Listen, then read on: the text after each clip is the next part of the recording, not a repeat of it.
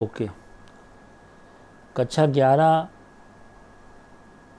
में इतिहास विषय पढ़ने वाले समस्त छात्र एवं छात्राओं का मैं अपने YouTube चैनल चक्रपाणि पांडे के LIC पर हार्दिक स्वागत एवं अभिनंदन करता हूँ। मेरे प्यारे बच्चों, इधर कोविड-19 की वजह से विद्यालय में पढ़ाई एवं पठन पाठन अवरुद्ध है, इसलिए सरकार की मंशा के अनुसार अब ऑनलाइन पढ़ाई हो रही है। आज मैं पहली बार आपको ऑनलाइन इतिहास विषय के बारे में शिक्षा देने के लिए आया हूँ। आशा ही नहीं बल्कि पूरा विश्वास है कि आप मेरी पढ़ाई को गंभीरता से लेंगे और ज़्यादा से ज़्यादा अपने साथियों को, छात्र छात्राओं को बताएंगे कि सर जी का ये YouTube चैनल है, इसको सब्सक्राइब कर लीजिए और ज़्यादा से ज़्यादा मात्रा में इसका लाभ उठाइए। आप कक्षा 11 में कक्षा हाई स्कूल पास करके जो छात्राएं आ रही हैं या आ रही हैं, जैसे सरकार ने कहा कि सभी को प्रमोट कर दिया गया है, तो जो भी छात्राएं इतिहास लेंगी उन छात्र एवं छात्राओं को, जो छात्र इतिहास लेंगे या जो छात्राएं इतिहास लेंगी, उनके लिए मैं ये शिक्षा कर रहा हूँ। मुझे अभी पता नहीं है कि कौन सी छात्र एवं छात्राएं इतिहास विषय का पठन पाठन करेंगे। उनके लिए मैं बता दूं कि ये किताब है कक्षा 11 के लिए, विश्व इतिहास के कुछ विषय। एक बुक है, इसको आपको ख़रीदनी है और इस पुस्तक में जो कुछ विषय दिया है वो क्रमबद्ध तरीके से मैं आपको पढ़ा रहा हूँ। 100 नंबर का पेपर होगा। 100 नंबर के पेपर में कितने प्रकार के क्वेश्चंस आएंगे, सबसे पहले आप ये नोट कर लीजिए। अभी मैं इस पे बना दे रहा हूँ, फिर डिस्क्रिप्शन बॉक्स में डाल दूँगा। कौन प्रश्न कितने नंबर का आएगा वो आप नोट कर लीजिए, क्योंकि ये जानना बहुत ज़रूरी है। आप परेशान होते हैं। कुल आपके प्रश्न पत्र में 39 क्वेश्चंस होंगे, 39 प्रश्न होंगे। सुनने में बहुत बड़ा लगता है ये, लेकिन अभी आपको हम बता दे रहे हैं तो सरल लगेगा। प्रश्नों के प्रकार में पहला होगा बहुविकल्पीय प्रश्न, अर्थात एक प्रश्न के 4 विकल्प रहेंगे जिसमें एक सही रहेगा। ये 10 प्रश्न होंगे और प्रत्येक प्रश्न का अंक 1 होगा, अर्थात कुल अगर आपके प्रश्न सही होते हैं तो आपको 10 नंबर मिलेंगे। दूसरा प्रश्नों का प्रकार में है अति लघुत्तरीय प्रश्न। इनकी संख्या टोटल 5 होगी, प्रत्येक प्रश्न 2 अंक का होगा। इस तरह ये 10 नंबर के होंगे। प्रश्नों के प्रकार में तीसरा है लघुत्तरीय प्रश्न। इनकी संख्या 6 होगी और प्रत्येक प्रश्न का अंक 5 होगा। इस तरह से इनका टोटल होगा 30 नंबर। अगला है दीर्घोत्तरीय प्रश्न। ये 3 आएंगे और प्रत्येक प्रश्न का अंक 10 होगा। इस तरह इनका टोटल अंक हो जाएगा 30। फिर एक आएगा मैप, मानचित्र। प्रायः जब विद्यालय में कक्षा 11 की परीक्षा ली जाती है तो मैप नहीं देते हैं, इसलिए आपका मैप का पोर्शन छूट जाता है। लेकिन मैं आपको बताऊं कि आप मैप की तैयारी कीजिए। आप नक्शा लाइएगा, हम आपको नक्शा भरवाएंगे। अब विद्यालय में पेपर के दौरान नक्शा देते हैं नहीं देते ये उनकी जिम्मेदारी है, लेकिन बोर्ड की परीक्षा को ध्यान में रखते हुए मानचित्र में 5 प्रश्न आएंगे और प्रत्येक प्रश्न 2 अंक का होगा और इस तरह से कुल 10 अंक हो जाएंगे।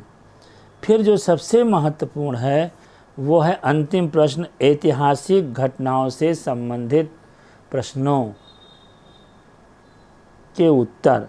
इसमें कुल 10 प्रश्न रहेंगे, प्रत्येक प्रश्न का अंक 1 होगा और कुल मिलाकर के 10 प्रश्न ये हो जाएंगे, 10 अंक के हो जाएंगे। अब अगर आप टोटल करोगे तो प्रश्न हो जाएंगे 39 और कुल अंक एक पेपर 100 अंक का होगा। तो ये आप अभी मैं इसको डाल दूंगा। अभी आप कक्षा 11 और कक्षा 12 दोनों के लिए है ये। अभी मैं डाल दूंगा और इसको आप आराम से नोट कर लीजिएगा। जब तक आपको सिलेबस का पता नहीं चलेगा तब तक आप क्या पढ़ाई करोगे। सिलेबस का पता चलना चाहिए कि कौन सा अंक, कौन सा प्रश्न कितने प्रश्नों के लिए आएगा, तो इसलिए आप सिलेबस के अनुसार तैयारी करोगे तो आपको आगे भी आसानी से तैयारी करने में, मेहनत करने में सफलता मिलेगी। अब बच्चों हम आते हैं आपके किताब के ऊपर। किताब पढ़ाना सरल है, हम किताब पढ़ा दें, समझा दें, घंटा ख़त्म हो जाए, आप घर चले जाइए, लेकिन आपको कुछ समझ में नहीं आएगा। जब तक आप नोट्स नहीं बनाएंगे, जब तक आप अपने दिमाग का प्रयोग नहीं करेंगे, जब तक आप उन शब्दों को ध्यान से नहीं सुनेंगे जो सर जी ने पढ़ाया है, तब तक आप उन चीज़ों को डिक्टेट नहीं कर पाएंगे। तो आज आप मेरे सामने आप नहीं हैं, लेकिन मैं ये मान के चल रहा हूँ कि मेरे सामने पूरा क्लास का समूह बैठा हुआ है और मैं हर उस कमज़ोर बच्चे से शुरू करता हूँ जो बिल्कुल इतिहास में नया नया है, उसको कोई जानकारी नहीं है। तो आप विश्व इतिहास के कुछ विषय किताब खरीद लीजिए, और नहीं खरीदते हैं, नहीं खरीद पा रहे हैं, तो मैं इसके अंदर उन सारी चीज़ों को डाल दूंगा जो सारी चीज़ें जो सारी चीज़ें आपको अभी मिल जाया करेंगी। विषय सूची में पहला विषय अभी तो हटा दिया गया था 70% नंबर होने की वजह से, लेकिन हम आपको शुरुआत से पढ़ाते हैं। अनुभाग 1 प्रारंभिक समाज, पहला हम आपको पढ़ाएंगे अनुभाग 1 प्रारंभिक समाज। अब प्रारंभिक समाज में आपको क्या क्या पढ़ना है, कैसे पढ़ना है, इसका कालक्रम क्या है, घटनाएं क्या हैं, कैसे आगे बढ़ेंगे, इन सारी चीज़ों को आज हम आपको जानकारी दे रहे हैं।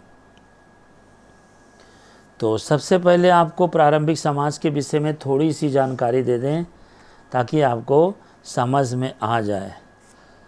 इस विषय में, इस पाठ में हम प्रारंभिक समाजों से संबंधित 2 विषयों के बारे में अध्ययन करेंगे।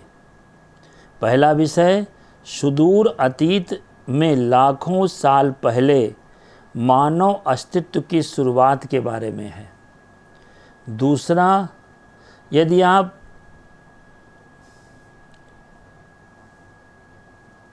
आप विज्ञानियों के इतिहास, थोड़ा सा गलत हो गया, इसमें सुधार करेंगे।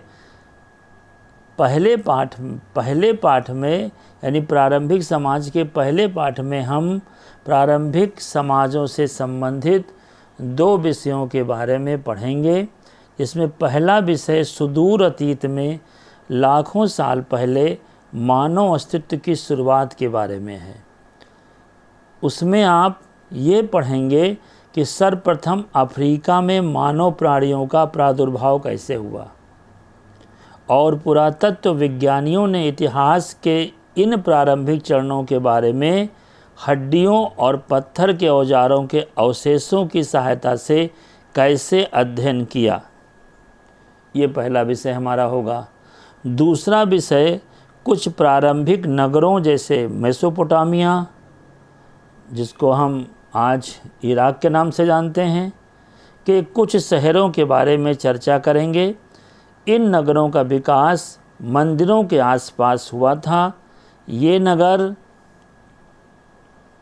सुदूर व्यापार के केंद्र थे। पुरातात्विक साक्ष्यों यानी पुरानी बस्तियों के अवशेषों और बहुतायत से पाई जाने वाली लिखित सामग्रियों के आधार पर उस समय के भिन्न भिन्न लोगों, शिल्पियों, लिपिकों, श्रमिकों, पुरोहितों, राजा रानियों आदि के जीवन के पुनर्निर्माण का प्रयत्न किया गया है। इसके बारे में हम आप अध्ययन करेंगे।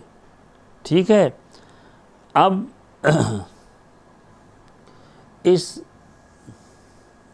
इसका अध्ययन हम कैसे करेंगे, इन चीज़ों का अध्ययन हम कैसे करेंगे, इसके विषय में हम आपको ले चलेंगे कालक्रम 1 6 लाख वर्ष पूर्व से 1 ईस्वी पूर्व तक। ये कालक्रम मानव के उदय, पौधों और पशुओं के बसने की प्रक्रिया के बारे में प्रकाश डालता है। यहाँ पर कुछ प्रमुख प्रौद्योगिक विकासों जैसे आग का आविष्कार, धातुओं के प्रयोग, हल द्वारा खेती तथा पहिए या चाक के प्रयोग के बारे में जानकारी मिलती है। इस प्रक्रिया में नगरों का आविर्भाव और लेखन के प्रयोग के विषय में कुछ बताया गया है। आपको यहाँ पर कुछ प्राचीनतम साम्राज्यों का भी उल्लेख मिलेगा जिनकी विषय वस्तु विस्तार से कालक्रम 2 में दी गई है। तो अभी हमें कालक्रम 1 पढ़ना है, अभी कालक्रम 2 में हमें नहीं जाना है। ठीक है, तो इस तरह से जब आप अध्ययन करोगे तो पहला आता है समय की शुरुआत। इसके बारे में हम आपको कल जानकारी देंगे। आज मैंने एक इंट्रोडक्शन दिया है आपको, उस इंट्रोडक्शन के आधार पर आप नोट्स बनाइए और इतिहास की, जो बच्चे इतिहास लेना चाहते हैं कक्षा 11 में, वो अभी से पढ़ाई शुरू कर दें। क्योंकि किसी भी बच्चे का नंबर मेरे पास नहीं है, इसलिए हम व्हाट्सएप पे डाल देते हैं। आप फिर से रिमाइंड कर दूं, मेरा यूट्यूब चैनल है चक्कर पांडे KLIC। ये नया वर्जन है, पुराने वर्जन को मत पढ़िएगा, नए वर्जन को पढ़िएगा और धीरे धीरे आप नोट्स बनाइए और हम समय समय पर आपको पढ़ाते रहेंगे।